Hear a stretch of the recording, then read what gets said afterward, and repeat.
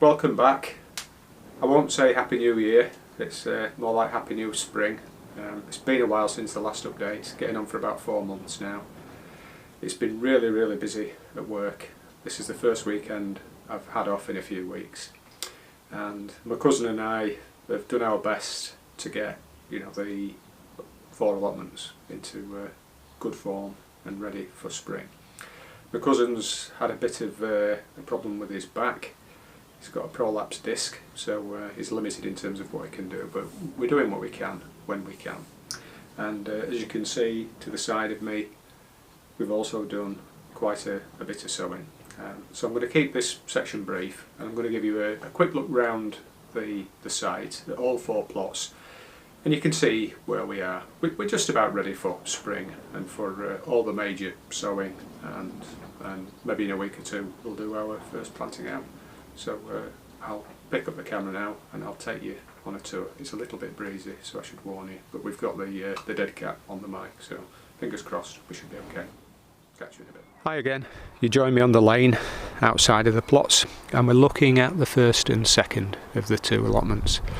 The top one needs a haircut, I think it's fair to say, because the weather's been so erratic. I've not been able to get on and cut the grass when I've had the time, so it's been quite wet, and it still is wet. Most of the beds are covered up or they're empty. One bed has carrots in still, but there aren't many left, but they're still okay. And 2 beds have elephant garlic in. If you remember, if you watched some of the updates that I did back in probably October, I think it was, I planted 2 beds with elephant garlic, and I sorted the garlic cloves, the bulbs that were to be planted, by size, and the one on the right there in front of us, that had the bigger cloves, and the one on the left, you can't quite see it, it's at the back of that compost bin just there on the left, that had smaller ones. And the bigger cloved elephant garlic plants seem to fire away quickly and were bigger plants, and that still is the case. They're about 1 inch or so in width of the stalks, so they look really healthy. If we look at the second plot just here, you can see that it's still really waiting for spring proper to come, but we've got the overwintering onions and overwintering shallots, the Germore variety. They're doing really well, but we're just left with the remnants of last year's crops. We've got leeks, quite a few still, and quite a few parsnips, and then just a couple of sprouts. Most of them have been used, but there are still a few that are edible, but most of them now have blown, or else they're in too dirty a state really to use. But we don't need that patch of earth just yet, so we're leaving them in, and we'll continue to take the odd handful of sprouts off. If we turn round quickly, we're on the tripod, and hopefully it'll not be too jerky. We can see plots 3 and 4. And the beds are all okay, they're just about ready to go. All been covered with manure. You can see the big long bed in the middle there that takes the dahlias and flowers, that's been covered. And you might just see down at the bottom there, in the right hand corner, one of the 2 raised beds that I've built. Really lovely soil on that plot, because it's not had a great deal done to it for such a long time. But it was quite difficult to access, I guess, really, without tramping all the soil down, because the soil's really soft. So we've decided to put 2 beds in, make it easy to access. There's not as large an area now that needs to be composted, covered with compost or manure, and what we'll do is we'll put membrane down on the paths around it and put wood chip. That's the plan anyway, so that it's easier to get to, easier to weed, and not as hungry when it comes to spreading well rotten manure, because as you can see it's a huge area to cover with manure, and we're just about managing, but the number of horses on the site have reduced gradually over time, so we are concerned that within a year or 2 we may not have the same access to manure. So I'll just sweep from left slowly to right, and you can see everything's pretty much okay. The rhubarb, incidentally, is ready to be picked already. In fact, we had a rhubarb cake today. Had a nice piece with some custard after lunch.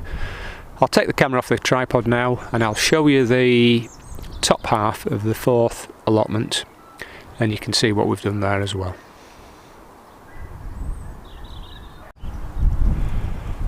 We're at the bottom of the fourth plot now, and you can see it's quite long and slim. It's about 20 foot wide, but it's about 145 foot long, and it's on the top half of this plot that we've done some work, and the bottom half here as well. As you can see the two beds just there that I mentioned earlier. We are also planning to lift all the strawberries as well and put 3 long 13 feet by 5 foot beds there as well, so that the strawberries are easier to rotate and maintain and manage, because they just form one big mat when you have an open area.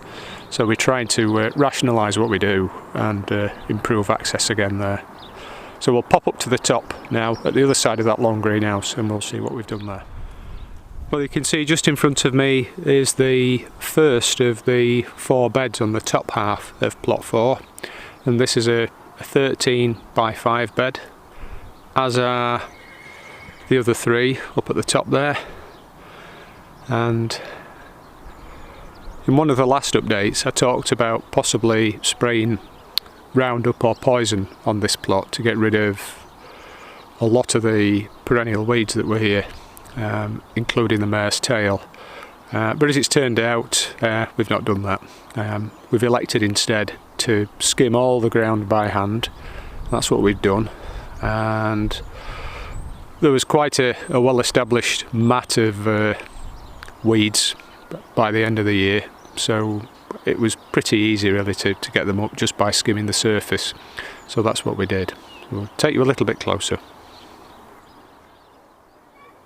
So as I said, we've got 3 13 foot by 5 foot beds here, 2 of which have been covered with manure. It's really nice manure as well. It was from the old pile that we had, so it's about 9 months old. The one at the bottom, that's not been composted or manured. We may put potatoes in this one, or possibly carrots, we've not decided yet. But up at the top, we've made a start on assembling what might loosely be described as a fruit cage. We've got 2 pieces of site netting up, site fencing I should say, and we've transplanted, I think it's about 8 or 9 fruit bushes. I'll take you closer and you can have a look. You'll have to excuse my shadow, but you can see I've carved out the ground so that we've got good access around the bed, and we've lifted the level of the ground, basically removed the earth on the left side and then brought it down to the right side, because it did slope off in this direction. And with the last bit of manure that we had, we've just mulched around the plants. I think we've got 3 blackcurrant here, and it looks like 6 of the purple gooseberry variety. They were really nice last year, really productive. So the plan is to surround this area with site fencing, and then we'll get it netted over the top, put a door on it. And these fruit bushes came from the area that has the apple trees and the plum trees further back on this plot, because it was difficult to get around the trees, and they're getting more mature by the year. So again, we decided to rationalise a little bit and make sure we've got better access around the site, and hopefully they'll bear fruit again this year, because my cousin Ron has got great plans on making some gooseberry wine this year. So that's the 4th plot. We'll just take a brief look inside 2 of the greenhouses, possibly 3. There are some potatoes in pots in one of the greenhouses, and we'll see what we're up to there as well. Hi again. We're in the long 16 by 8 greenhouse now. Oh, and it's lovely in here. You can hear possibly the wind howling outside, but inside it's beautiful. It's really nice and warm. I can feel the sun on my back. And I thought I'd just show you what's in here. We've got the strawberries here that were taken as runners at the end of last season, and they're all faring well. We've got about 30, 33 or so, and they'll go in the soon to be erected raised beds for the strawberries further back on this plot. And then up at the top here, this is where I've chosen in the warmer part of the greenhouse to store the seed potatoes, and they're all doing okay. They're sort of dappled shade, partial shade, and it doesn't get too cold at the back here. And I've got bubble wrap here should I need it if we get some really cold nights. And up, as you can see there, above the seed potatoes on the integral shelving, we've got some red kitten baby spinach leaf and some spring onions. And the spring onions have done really well. These were sown into modules before transplanting into these deep watering trays, and they've done ever so well. And we've not taken any of these yet, and these are now ready to take, and look at them, they're in fantastic condition. This is the white Lisbon, I think. I didn't put loads of seeds into the module cells when I first sowed them, because I knew they were going to go subsequently into these shallow trays. So I didn't want too much growth. I didn't want the compost to dry out too quickly. So that's the white Lisbon, and looking at that, I believe there are 1, 2, 3, 4, 5, there are 20 clumps in there. And then on the side here, we've got 20 clumps of the Dutch, it's something like red blood, isn't it? It's the purpley red spring onion. But they're beautiful as well. As I say, we've not taken any of these, but I'm going to take some today. And it just shows you that, you know, they make enough progress at the end of the season. These probably went in, I should say, probably early October or something like that. And here we are in mid-March, just as spring is upon us, and we've got 40 clumps of spring onions. That's not bad going really, is it? And I think this may have been free seed here on the left. I think I bought the other one, so it costs next to nothing. This is the red kitten baby spinach leaf, and this has done really, really well. And I just keep taking, I don't know, maybe a dozen leaves or so, bag it up, take it home, tear it roughly and chuck it into a stir fry in the last couple of minutes. And you can sow this twice a year. You can sow it around about October time. I think that's the latest, probably from August to October, but also from about February to April. So that's last autumn's sowing, and it's still doing well, showing no signs of I don't know, wilting or getting bleached out or going to seed or anything like that. So this morning I sowed another tray. This time I've done it in a slightly, well, it's actually probably twice as deep, the tray, because it's going to get warm in here and I don't want the compost to dry out. So that's the large greenhouse. I'll take you to the 10x10 greenhouse now, and I'll just show you a few things that I've got in there. Before I turn and show you the stuff that we've got in here in the 10x10 greenhouse, I'll just show you the rhubarb. Tell you about this every year. This grouping of about 5 or 6 plants at the back, I think it's Polton's Pride. It's quite a vigorous variety of rhubarb, and it doesn't really have much of a dormant period in midsummer, because normally with most rhubarb you have a bit of a lull, and but with this you don't. This just keeps powering on. Down at the front we've got 3 champagne rhubarb plants, and you can see the one nearest us here on the floor, that's come through. The others are just coming through. We did worry that this rhubarb at the back, that it would suffer with the frost and the cold, but it came through probably about 4 or 6 weeks ago, something like that, and it's just powered on. And we were clearing out, weeding the fruit cage just to the side of it yesterday, Ron and I, and we managed to snap a couple of stalks off by accident, so they went into a rhubarb cake, as I mentioned, and it's ready to take. So which is a first in March, I think. I don't think we've taken it that early before. But anyway, moving on. The broad beans that we put into the ground at the end of October last year didn't come to very much. The year before we planted them at the start of October, and they were massive by the time winter came, and they were really hit hard by the beast from the east with the snow and the cold and the wind, and some of them, quite a lot of them, broke. So we left it a little bit later, till late October, and ended up with the opposite result. Only about 10 of the plants came through, and they're not really any bigger than these here in this tray. These were sown probably about a month, 6 weeks ago, and they're just about ready to be popped out. So they're going to go into the same area back here under the blue cloches, and they'll fill all the gaps, and there are quite a lot of gaps, but there should be enough. So we've not got the head start that we wanted, which is nice if you can get it, because you know you avoid the black fly on the tips of the plants. But anyway, we've got some anyway, so they're going to get put in due course. To the right here, we've got some shallots. I think this variety here in front of us is called Longo, and it's an elongated banana type shallot, really, I guess. And they were put in there probably about 4 or 5 weeks ago, and they've come on in leaps and bounds with this nice weather that we've had. These are a variety of spring onion, but they're more bulbous. They're more like a silver skin, only the purple, as the name suggests just there. I don't know if you can see it. Purplette it's called. So that's a different kind of spring onion. More akin to a silver skin, so you get a little bulb rather than a thin stem.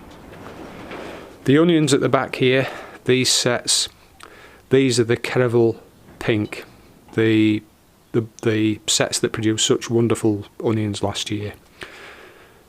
The others have just arrived, the other onions, but they're yet to go in module trays like these.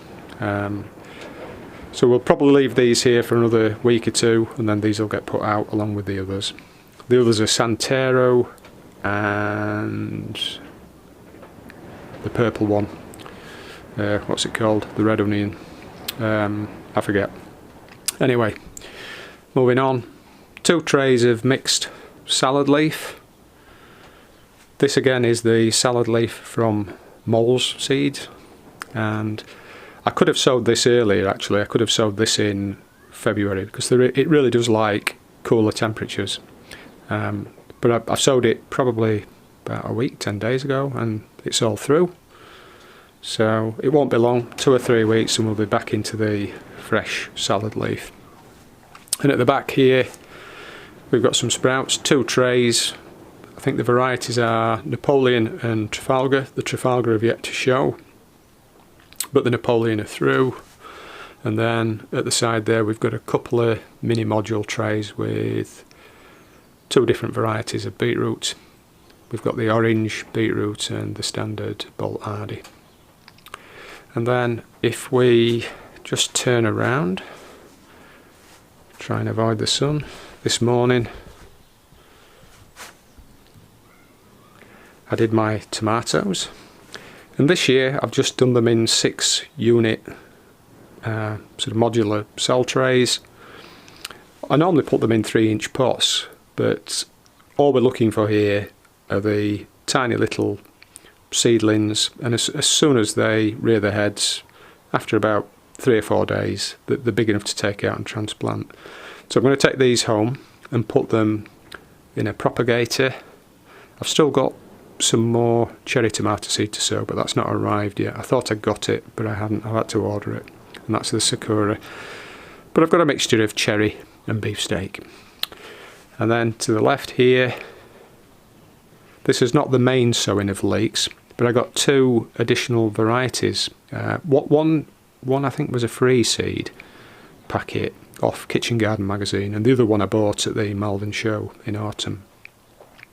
And the idea with these is that I've put 3 or 4 seeds in each cell, and they're going to get popped into the no-dig border on the no-dig plot. And I'm not looking for big massive leeks with these. They're just going to go in as clumps rather than as individual plants, and then I'll take them as baby leeks when they're tender. So we're going to have our normal leeks, the Musselburgh, and we may have some blue soleil as well, the one here on the left in the bed. But these are just for one of the borders.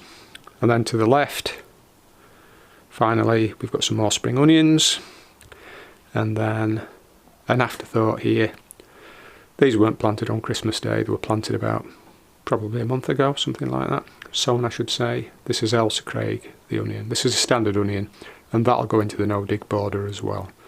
So these are just, as I say, free seeds, afterthoughts, and they'll get popped in as clumps into an area that would otherwise have nothing in it. And we'll take them as and when they're ready, small or large. Down below, you can see we've still got some squash. We've got 8 of the Crown Prince and 3 of the Ushiki Curry.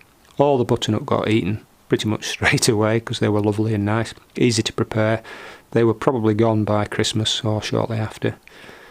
And these are what I left. I thought they would last longer actually, but they're still down in the allotment greenhouse and they've seemed to have fared alright. So we've not wanted for food over the winter. Right, so that's the 10x10 greenhouse.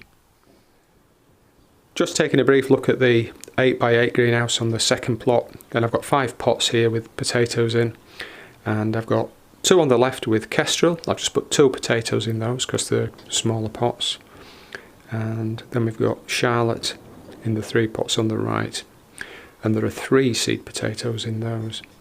Now the weather was nice about 2 weeks ago, so I thought, right, it's never too early, I'll get these potatoes in, and of course the weather changed and it's been cold ever since and overcast and a little bit grim. So they've still to make an appearance, but hopefully they will in due course. Right, that's just about it. So we'll head back to the main greenhouse and I'll see you there.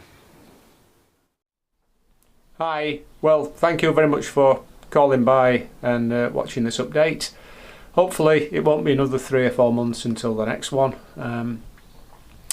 Things are going to settle down a little bit I think at work over the next couple of months, and hopefully the weather will allow us to get out and do some planting. The first task I think will probably be the planting of the first and second early potatoes, so we've got that to look forward to. And we may get the broad beans and some of the onions out as well. So I hope to see you again soon, probably within a couple of weeks anyway. And if I don't see you before then, I hope everything's okay at your end. And again, thanks for watching, and I'll catch you again soon. Cheers, all the best.